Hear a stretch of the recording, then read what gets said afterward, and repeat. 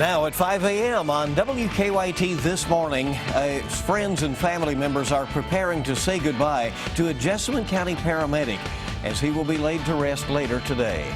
Lexington police are investigating after someone shot at a man's car while he was in it, and got the details just ahead. And UK men's basketball team, they're opening up their regular season tonight in Rupp Arena. We'll have much more on tonight's game. That's coming up.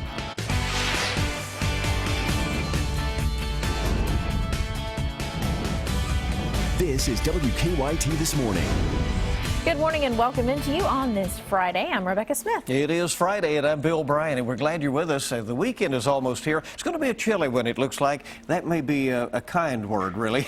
Yeah, you know, I think you're going to have to kind of plan your free time on your weekend around the cold weather, Micah. Yeah, we are, and what we're going to be seeing outside with those clear skies is pretty chilly temperatures. They're not exactly cold just yet, but like Rebecca was talking about, wait till the afternoon, because even though we warm things up today, we're going to throw some winds in there that'll make it pretty chilly. Live sky camera, there's your shot. 40s right now this morning. We hit the afternoon rise, I would say about 8 to 10 degrees from what you see there on the screen, so roughly the lower 50s. Chilly winds, though, 15 to 25 miles per hour. It gets colder tomorrow, guys, and I'll show you how cold we get there for the weekend for the overnight lows. I think that's what really will stand out on the screen. That comes up in a few minutes.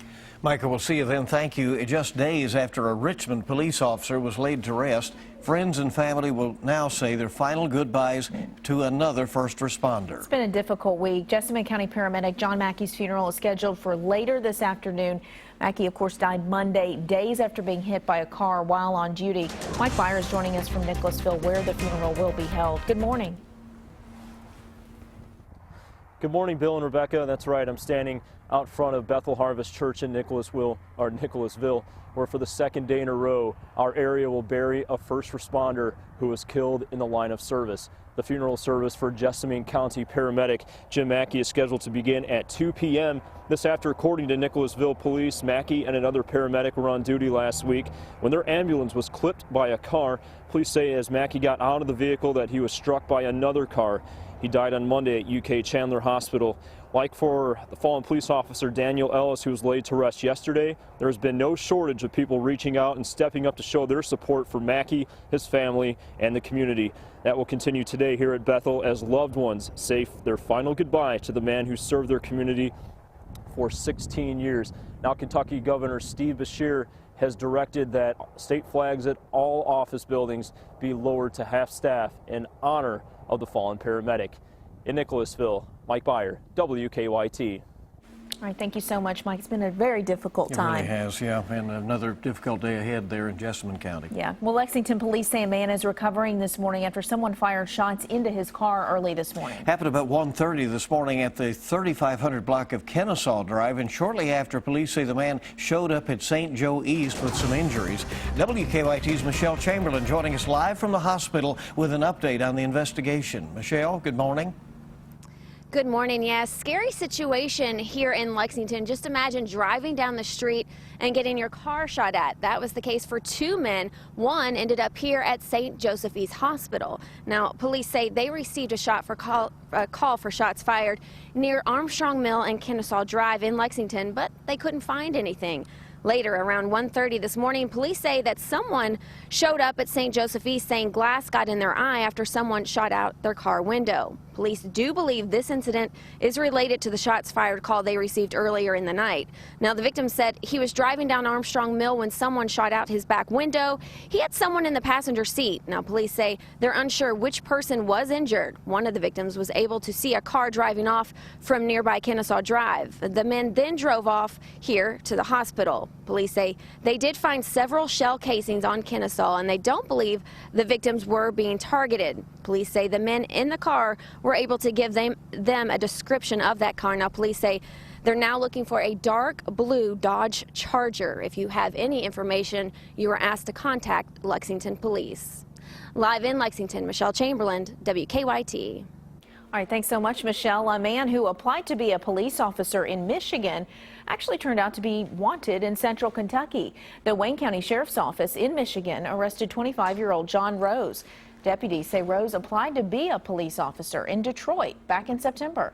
While doing background checks, they say they found that Rose had a warrant out of Madison County, Kentucky for sexual abuse, sodomy, rape. The warrant was issued in March, but hadn't actually been entered into a national database. The Michigan Sheriff's deputies arrested Rose after asking him to come down to their office to complete some application paperwork. New this morning, an agreement has been reached to drop charges against a Bullitt County mayor. The Shepherdsville Police Department says Mayor Scott Ellis faced charges of soliciting prostitution. Police say he tried to exchange sex with a city employee for a political favor. But yesterday, Ellis's attorney said they have reached an agreement with prosecutors to drop the charges. The agreement still has not been signed by a judge, but his attorney says all parties agreed to cancel the upcoming trial. Well, this morning, Kentucky State Police continue their search for a 2,000-pound generator after it was stolen from the top of Kentucky's tallest mountain. Probably won't be too hard to see. The generator was stolen from Black Mountain in Harlan County. East Kentucky Power says the thieves had to travel miles of rough gravel road in order to steal that generator. It's worth $25,000. Police are investigating this. We was able to obtain serial numbers, model numbers. So anywhere it's located throughout the country, if the numbers ran, it would still be stolen. Well, East Kentucky Power is offering a $5,000 reward for anyone with information leading to an arrest. New this morning, a Louisville mother is demanding some answers after she says her young son was attacked and robbed. Sherry Logsden tells WLKY in Louisville that her 13-year-old was walking home from school when he was attacked. The boy told his mom that the two men got out of a car and told him that they wanted his headphones. When he said no, they punched him multiple times, grabbed the headphones, and then drove off. They roughed him up and bruised him and pushed him around, and it was just like, what do you do, you know? How do you help him? You just don't feel safe anymore.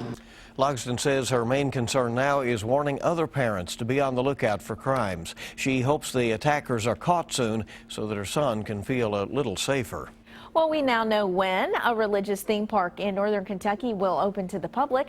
July 7th, next summer, is the date. Answers in Genesis says the first phase, a massive, more than 500-foot-long wooden boat, will open next summer. The ark is to scale, going off reference from the Bible.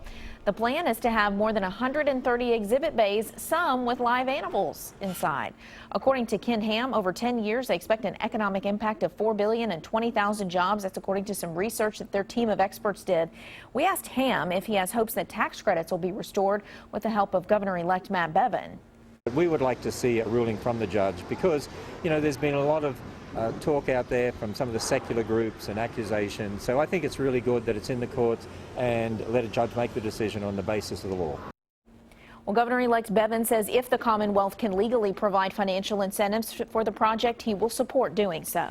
5:08 now on WKYT this morning, and skateboarders in Lexington now have a new place to practice their skills.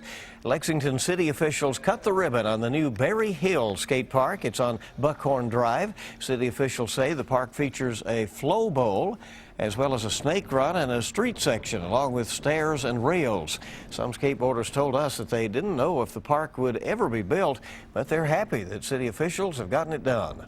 Just how grateful we are that they actually got together and built the park, because we've been trying to do it for a long time, and it feels like it took a little bit, but we finally got there. Lexington also has a smaller skate pad for beginners. That's over at Kirk Levington Park. City officials say they are now designing another skate park for the Valley Park area. Looks like fun. UK fans have been waiting months for this day to come. The UK men's basketball team will open up their regular season tonight. The Wildcats will take on the Great Danes of Albany. Tip-off set for 7 o'clock at Rupp Arena. We'll have much more on that game coming up later in sports. So now it begins. It's going to be a fun season ahead. You just feel it, right? WKYT this morning, just getting started on your Friday morning, and we're glad you're along with us. Who says you have to be a boy to be big and strong? Coming up, we'll show you an 8-year-old who is becoming a phenom in the world of CrossFit.